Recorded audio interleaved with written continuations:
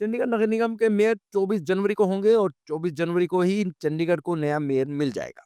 Mayor किस party का होगा यह तो उसी दिन पता चलेगा, लेकिन वर्तमान में मेयर कुलदीप कुमार ने हमसे खास बातचीत की और उन्होंने अपने पूरे कार्यकाल के दौरान क्या-क्या काम हुए हैं, क्या-क्या वह कर सकते हैं, इसके बारे में जानकारी दी। मेयर कुलदीप कुमार ने कहा कि उन्हें सिर्फ 6 महीने का ही कार्यकाल मिला है, क्योंकि पहले तो मामला सुप्रीम कोर्ट में चला गया था। उसके बाद कुछ टाइम बाद लोकसभा चुनाव आ गए थे और कोड ऑफ कंडक्ट लग गया था। ऐसे में उन्होंने 6 जून को ही ओहदा सँभाला था। पिछले 8 सालों में अगर हम बात करें तो भाजपा का ही मेयर बना था, लेकिन भाजपा ने नगर निगम को खोखला कर दिया। 500 करोड़ की एसडी थी, वह तोड़ दी। 200 करोड़ रुपए राजस्व का घाटा हुआ। बिल्कुल, मैं अपने लाइफ का एक्सपीरियंस से बताऊँ तो मैं जब आया तकरीबन 8 साल का जो कार्यकाल बीजेपी का रहा, उसमें उन्होंने इतने घपले कह लीजिए या घोटाले कह लीजिए कि उन्होंने इतने किए हुए थे कि 500 करोड़ की एफडी भी तुड़वा दी गई, 200 करोड़ का घाटा भी था एमसी को। मेरा तो पूरे 11 महीने का एक्सपीरियंस उसमें ही चला गया उसे पूरा करने में। और मेरा बेसिकली तो अगर देखा जाए तो मा मैं 20 फरवरी को आया और उसके बाद कुछ टाइम बाद ही कोड ऑफ कंडक्ट लग गया। तो मेरा तो 6 जून के बाद कहीं कार्यकाल स्टार्ट हुआ, तो मेरा 6 महीने का ही कार्यकाल रहा। तो 6 महीने में जो हो सका, मैं एज़ अ एमसी के बेनिफिट के लिए ऑफ़िसर को भी लेटर लिखा, सभी से मुलाकात भी की कि हमें फ़ंड चाहिए, अतिरिक्त अतिरिक्त फ़ंड नहीं होगा तो मुश्किल हो जाएगी। पूरा साल मेरा ज़्यादातर एमसी के फ़ंड जुटाने में ही लगा रहा, जिस कारण काफ़ी जो काम बहुत ज़रूरी थे, नहीं हो सके। उसके लिए चंडीगढ़ की जनता से माफ़ी भी चाहता हूँ। लेकिन ये जो इन लोगों ने एक डेकोरम जो चला रखा था, उसके हर परत बाई परत सबके पर्दाफ़ाश किए हैं। सदन हमारा एक मंदिर के समान है और उसमें हम लोगों की समस्या लेकर जाते हैं। राजनीति कीजिए लेकिन एक लिमिट तक। हम वहाँ तक राजनीति करें जहाँ तक लोगों का नुकसान ना हो। हम लोगों के हितों की बात रखने के लिए आए हैं। लेकिन विपक्ष ने पिछले जो भी हमारी 8-10 महीने का कार्यकाल रहा, उसमें आपने देखा ही है किस तरह से रोल अदा किया। कोई भी हाउस को सही ढंग से चलने नहीं दिया।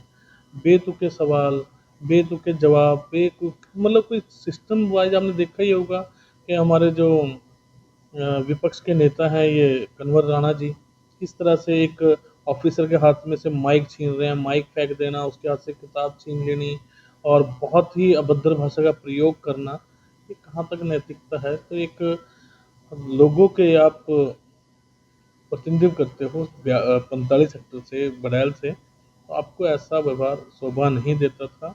और बहुत से ऐसे उन्होंने काम किए, जैसे नॉमिनेटेड काउंसलर आके मुझ पे चिल्लाने लगे। नॉमिनेट पार्षदों से मैंने कई बार एग्री किया, अभी आप ऐसा मत कीजिए। उसके बावजूद वो मुझ पे आके बहुत ज़्यादा मतलब प्रेशराइज़ करते थे बीजेपी की साइड से। तो जो नॉमिनेटेड काउंसलर हैं वो किसी पार्टी से नहीं होते, वो पूरे चंडीगढ़ के नुमाइंदे हैं। गवर्नर साहब ने उन्हें चुना है और अपने स्पेशलिस्ट जिस चीज़ में हैं उसके लिए चुना गया है।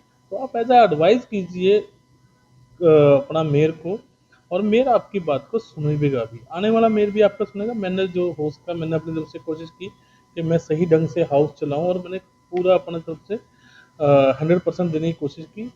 कुछ त्रुटियाँ रही होंगी तो उसके लिए कुछ कह नहीं सकता। के साथ हमने करीबन 3 करोड़ रुपए की लागत से एक चो निकाल दी है जो लोगों के घरों में पानी ना जाए।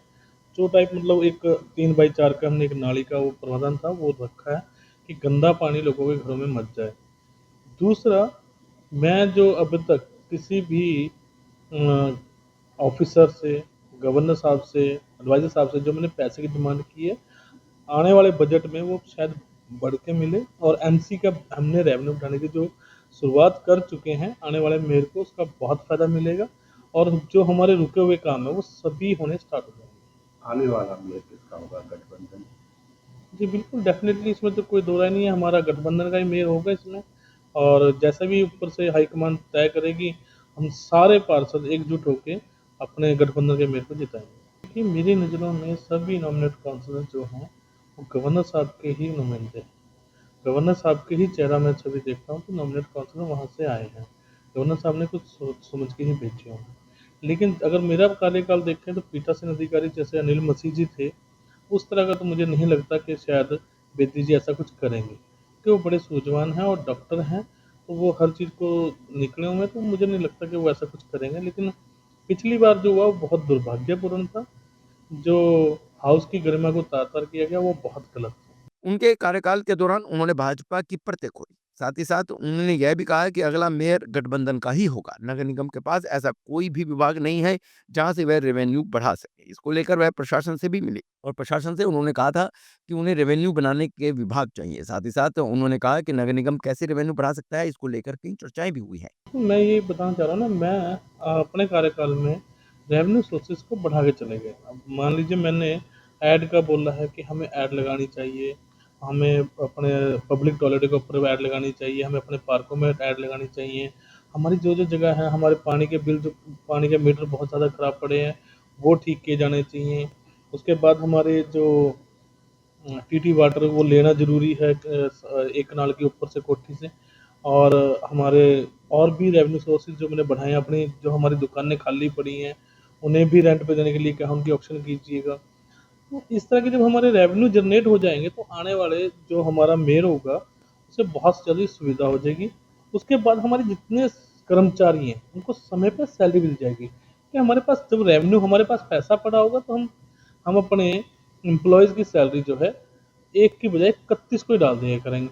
जी, बिल्कुल मिलना चाहिए, जिस तरह से मैंने प्रयास किए हैं, तो मिल के बढ़ के ही मिलना चाहिए, क्योंकि हमारे खर्चे बहुत ज़्यादा हैं। हमें चंडीगढ़ के अंदर तकरीबन डिपार्टमेंट सर्विस के दिए हुए हैं। पूरे शहर की सफाई हम करते हैं, पूरे शहर के जितने भी पार्क हैं, उनका रख-रखाव हम करते हैं। पूरे शहर की तकरीबन सड़कें हमारे पास है, 2000 किलोमीटर से ऊपर सड़कें हमारे पास हैं। एडमिन के पास सिर्फ 200 किलोमीटर है। तो तकरीबन फायर ब्रिगेड हमारे पास है, उसकी सारी सर्विसेज हम देते हैं। तो इस तरह से हम पूरे शहर को सर्विस प्रोवाइडर हैं। एमसी के पास कोई रेवेन्यू का साधन नहीं है। हमारे पास ले दे के एक प्रॉपर्टी टैक्स है जो साल में एक बार आना होता है। दूसरा हमारे पास पानी का बिल है। वो भी इतना ज़्यादा नहीं है कि हम बहुत ज़्यादा ले रहे हैं। हम बड़ा नॉर्मल से चार्जेस रख के ले रहे हैं कि हमारे किसी भी जो चंडीगढ़ की नुमाइंदे हैं या पब्लिक है, उन्हें किसी को भी उसका बहुत ज़्यादा बिल ना देना पड़े। तो यही डिमांड की गई थी कि हमें, जब हम इतनी सड़कें, इतनी सर्विस प्रोवाइड कर रहे हैं, तो हमें एक एक डिपार्टमेंट तो ऐसा दिया जाए जिससे हमें रेवेन्यू आए। वो डिपार्टमेंट की हमने माँग की थी आरएलए की। वही अभी तक एडवाइज़र साहब ने हमें दिया नहीं है। तो आगे भी मेरी रहेगी कोशिश कि वो मिले हमें, और अदरवाइज़ अपने सोर्सेज़ जो हैं हम बढ़ा रहे हैं। मैं बताना चाहूँगा कि अभी अभी मैं बता के हटता हूँ कि हमारे इनकम ऑफ सोर्सेज़ बहुत कम किए हुए हैं। हमने कहा कि 35,268 मीटर खराब पड़े हैं, उन्हें ठीक कर दीजिए। हम पानी लोगों को फ्री दे सकते हैं, कितना 20,000 लीटर नीचे, 20,000 लीटर पानी फ्री दे सकते हैं। परंतु हमने हाउस में पास करके ही भेजा। ऊपर से एडमिन ने, मतलब हमारा लोकल गवर्नमेंट सेक्रेटरी ने उसे रिजेक्ट किया। हमने बताया कि हम किस तरह से लोगों को पानी फ्री दे सकते हैं। हमने हाउस में पास करके भेजा। हमारी इच्छा शक्ति में कोई कमी नहीं थी, लोगों को हम बेनिफिट देना चाहते हैं, आज भी देना चाहते हैं, इसमें कोई दो राय नहीं है। परंतु हमें ऊपर से जो एमसी के ऊपर जो हमारा लोकल गवर्नमेंट ऑफ सेक्रेटरी बिठा दिए गए हैं, या ऊपर जो ब्यूरोक्रेसी है, वो नहीं चाहती कि यहाँ के लोगों को ये सुविधा मिले।